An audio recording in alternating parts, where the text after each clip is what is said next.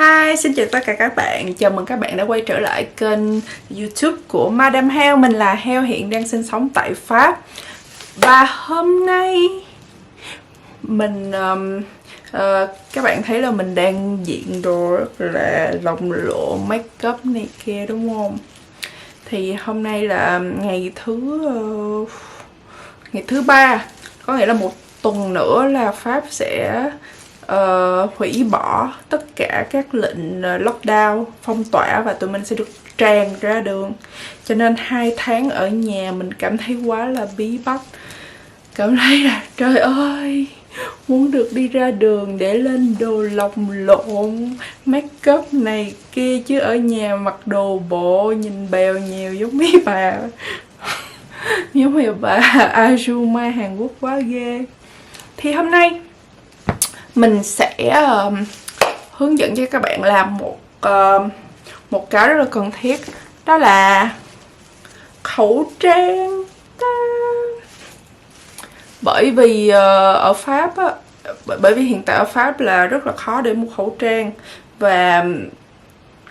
và thứ nhất là rất là khó để mua, thứ hai là mắc, và thứ ba là mình không muốn sử dụng khẩu trang chỉ xài một lần sau đó là quăng đi thì nó rất là hại môi trường. Và cái thứ tư đó chính là mình quá ngựa. Cho nên mình muốn tự làm cái khẩu trang á, để cho nó tông với đồ của mình. Ví dụ hôm nay mình mặc đồ màu hồng thì mình sẽ đeo khẩu trang màu hồng. Còn hôm nay, thí dụ vào ngày hôm khác mình mặc đồ màu đen thì mình sẽ đeo khẩu trang màu đen. Và cái quan trọng là bạn không cần phải có dây thun để làm khẩu trang, mà chỉ cần thứ nhất một mảnh vải thun co giãn, hoặc là áo thun, hoặc là quần legging, hoặc là cái gì mặc bằng thun, tất cả bạn đều làm được hết. Hai đó là một cái kéo. Thứ ba, bút chì và thước kẻ. Và cuối cùng đó là một hộp kim chỉ đầy đủ. Đó, vậy thôi. Thì tất cả những cái dụng cụ đơn giản này các bạn sẽ tìm thấy được ở trong nhà của mình, mà không cần phải đi ra ngoài đường để mua hay là gì hết. Thì những các bạn ở Việt Nam thì dễ rồi, chỉ cần ra chợ là có quá trời khẩu trang vải đủ màu đủ này kia để mình lựa. Nhưng mà ở Pháp hoặc là ở nước ngoài thì rất là khó để chọn một cái khẩu trang cho mình và thay đổi thường xuyên. Thì mình hy vọng cái video clip này sẽ giúp các bạn thay đổi, làm một cái gì đó là có ích hơn, và kiếm một cái gì đó là làm rảnh rỗi trong cái giai đoạn lockdown, trong giai đoạn bị phong tỏa này nhé. Nào let's go. Bước đầu tiên và không kém phần quan trọng đó là vẽ rập cho mặt nạ. Đầu tiên các bạn kẻ một đường thẳng ngang dài 16 cm. Kế tiếp từ cái khoảng đầu của cái đường thẳng đó vào 2 cm rưỡi thì ta kẻ một đường thẳng dài 13 cm đối xứng với là trục ngang đó, có nghĩa là 6,5 cm mỗi bên. Sau đó từ cái điểm giao nhau giữa hai đường thẳng thì cách khoảng 1 cm rưỡi thì mình kẻ một cái đoạn dài 5,5 cm ở phần trên. Kế tiếp thì các bạn nối hai cái đầu lại thành một cái đường vòng cung này, giống như là cái khẩu trang của mình nó bầu lại. Sau đó thì ở phần đuôi mình sẽ kẻ để làm cái đồ để làm cái đồ móc vào lỗ tai á, thì một đoạn 6 cm đối xứng với là trục ngang, có nghĩa là 3 cm mỗi đoạn. Cuối cùng thì các bạn nối tất cả các đường thẳng lại với nhau. Thì lưu ý là cái khúc trên đó, thì mình phải cho nó hơi bo tròn đó, chứ đừng có thẳng đuột thì nhìn nó xấu. Bởi vậy mình kẻ cái đoạn 5,5 cm để cho nó đi một cái đường bo vào như thế.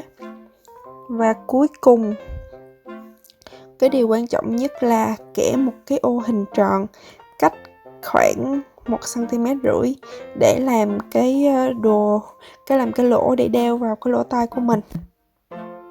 Sau khi cắt rọc cho khẩu trang của mình thì bây giờ mình bắt đầu làm thôi. Chọn hai cái mình sẽ làm khẩu trang 2 lớp nha các bạn. Nếu mà các bạn muốn làm một lớp á, thì một cái miếng vải chỉ cần gập đôi, còn nếu mà các bạn muốn làm 2 lớp thì một miếng vải mình gập làm 4, hoặc là ở đây mình có 2 cái ống quần legging của mình thì mình chỉ cần chồng lên là thành 4 lớp, hoặc là nếu mà áo thun á thì mình gập đôi lại là nó cũng thành 4 lớp rồi. Kế tiếp thì mình sẽ cho cố định cái rọc mình đã cắt bằng chim găm. Các bạn cố gắng ghim cho nó phẳng để cho lúc mình cắt nó không có bị xê dịch nha.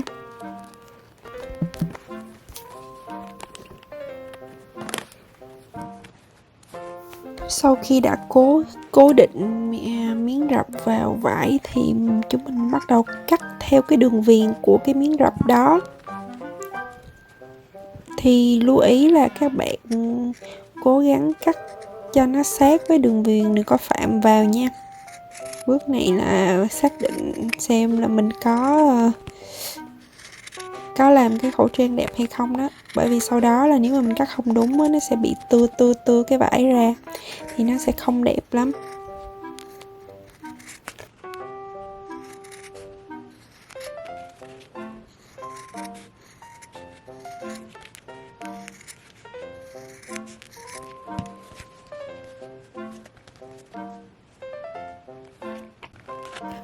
Để cắt cái phần quai á, thì mình gập đôi lại rồi mình cắt theo cái đường vòng tròn là ok nha.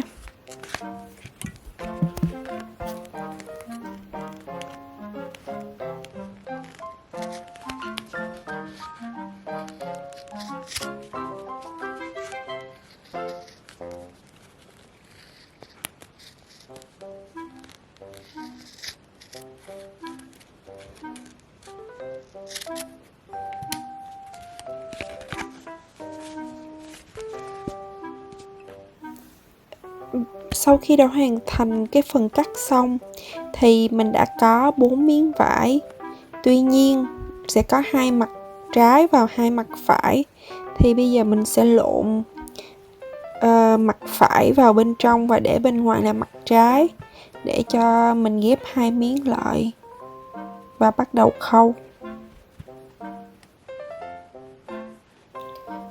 Để khâu khẩu trang của mình bằng tay á thì mình nên cố định lại bằng kim ghẹp để cho cái lúc mà mình khâu á, mình không có bị dịch chuyển thì cái khẩu trang của mình nó bị mất đối xứng đi và nó sẽ không đẹp, nó bị méo lệch. Nếu mà các bạn có máy may thì rất là lẹ, đạp một đường là xong. Còn ở đây là mình không có thì mình phải ngồi khâu từng mũi. Thì ở đây mình nhìn, mình không biết gọi là cái khâu mũi gì nhưng mà nó cũng ok lắm. Nếu mà các bạn xiên thì cứ khâu xích lại cho nó sát lại, thì lúc mà mình lộn ra mình sẽ không có thấy được cái đường chỉ bên trong. Còn mình thì lười quá nên mình làm luôn. Với lại là lúc này mình không có chỉ màu hồng cho nên lấy đỡ chỉ màu xám, nó cũng hơi bị nổi lắm. Cái cách làm khẩu trang này rất là dễ, mình chỉ cần đạp một cái đường nối 2 cái miếng lại là xong. Còn những cái phần kia mình không có cần phải may lại làm cái gì hết. Ta-da, thế là xong rồi nè, bây giờ mình chỉ việc lộn lại thôi. Nhìn cũng ok lắm chứ bộ, đúng không? Wow, vậy là chúng mình đã làm xong tất cả các bước để làm cái khẩu trang vải. Các bạn thấy có dễ không nào? Chỉ cần khoảng 15 phút nếu mà mình khâu bằng tay, hoặc là 5 phút nếu mà mình có máy may là mình xong được cái khẩu trang rồi. Và tha hồ thay đổi mỗi ngày một màu để tiệp với cái bộ trang phục của mình nhé. Nếu các bạn thích video này hãy like và share video clip Và nhớ subscribe, mình sẽ ra nhiều video clip hơn bởi vì mình đã được nghỉ hè rồi. Hẹn gặp lại các bạn trong video clip kế tiếp nhé. Bye bye.